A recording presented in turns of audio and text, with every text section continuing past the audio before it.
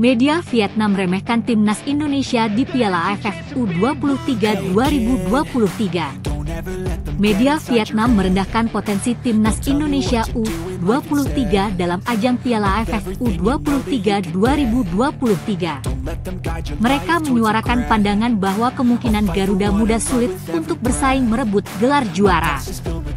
Komentar ini muncul setelah diumumkannya daftar 23 pemain yang akan membentuk skuad timnas Indonesia U23 untuk turnamen tersebut.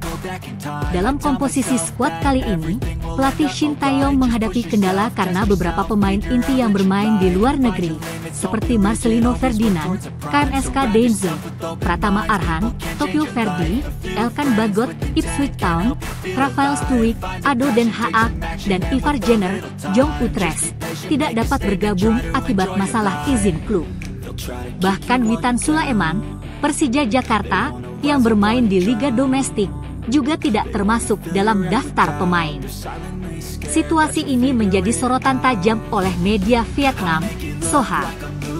Dengan kehilangan sejumlah pemain berkualitas, timnas Indonesia U23 sepertinya benar-benar kehilangan daya saing menjelang Piala AFF U23 2023, tulis Soha pada Rabu, 9 Agustus 2023. Ia melanjutkan, selain tantangan-tantangan sebelumnya, Indonesia juga dihadapkan pada kendala persiapan yang singkat. Skuad Indonesia baru akan mulai pemusatan latihan pada Kamis, 10 Agustus 2023, hanya seminggu sebelum turnamen dimulai. Melihat situasi saat ini, sulit bagi timnas Indonesia U23 untuk bersaing dengan timnas Vietnam U23 dalam merebutkan gelar juara, ungkapnya. Bahkan, media Vietnam meragukan keseriusan Indonesia dalam turnamen ini. Keadaan tersebut membuat timnas Vietnam merasa percaya diri akan kembali memenangkan kejuaraan, terlebih lagi mengingat tuan rumah Thailand juga tidak akan menurunkan skuad terbaiknya. Dibandingkan dengan dua pesaingnya, Indonesia dan tuan rumah Thailand, timnas Vietnam U23 masih dianggap sebagai tim terkuat, ditambah dengan persiapan waktu yang lebih lama, demikian pernyataan Soha. Dengan keunggulannya tersebut, pelatih Hoang Anh Tuan memiliki peluang besar untuk mempertahankan gelar juara di panggung Piala AFF U23. Khususnya di negeri kuil emas ini, lanjutnya. Lobi Shin Tae-yong tak manjur juga, PSM Makassar tolak lepas Zaki Ashraf ke timnas U23 Indonesia. PSM Makassar telah secara resmi mengirimkan surat penolakan terhadap pemanggilan salah satu pemainnya, Zaki Ashraf, untuk bergabung dengan timnas U23 Indonesia. PSSI telah mengumumkan daftar 23 nama pemain yang akan mengikuti pemusatan latihan timnas U23 Indonesia dalam rangka persiapan Piala AFF U23 2023. Satu pemain dari PSM Makassar, yakni Zaki Ashraf, terpilih dalam daftar tersebut. Para pemain yang telah dipanggil diharapkan untuk berkumpul di Jakarta pada Kamis, 10 Agustus 2023. Namun, PSM Makassar telah mengklarifikasi bahwa mereka tidak akan melepas Zaki Ashraf. Klub tersebut memberikan alasan bahwa Zaki Ashraf sangat dibutuhkan oleh timnya.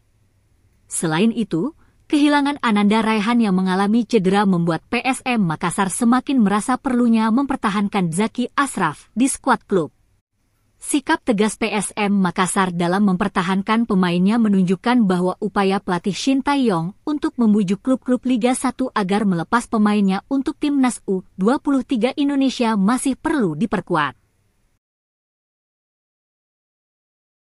Penyebab Komang Teguh masuk skuad timnas Indonesia U23 di Piala AFF U23 2023 meski kena sanksi dari AFC.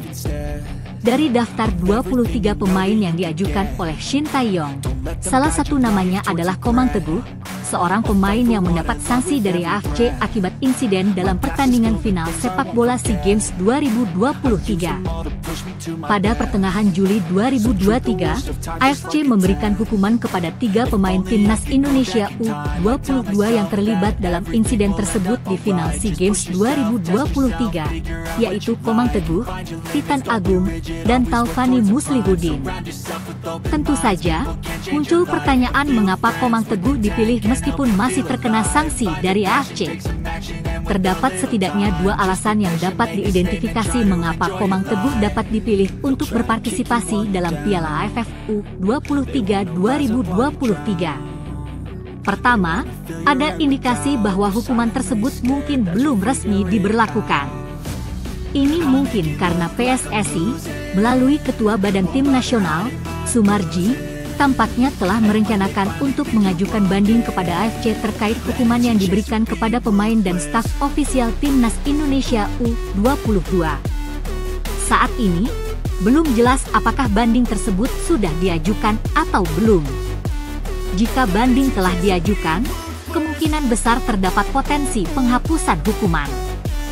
Poin berikutnya adalah bahwa Piala AFF U23 2023 tidak langsung diatur oleh AFC. Partisipasi Komang Teguh dalam turnamen tersebut dapat terjadi karena Piala AFF U23 2023 tidak secara langsung diawasi oleh AFC.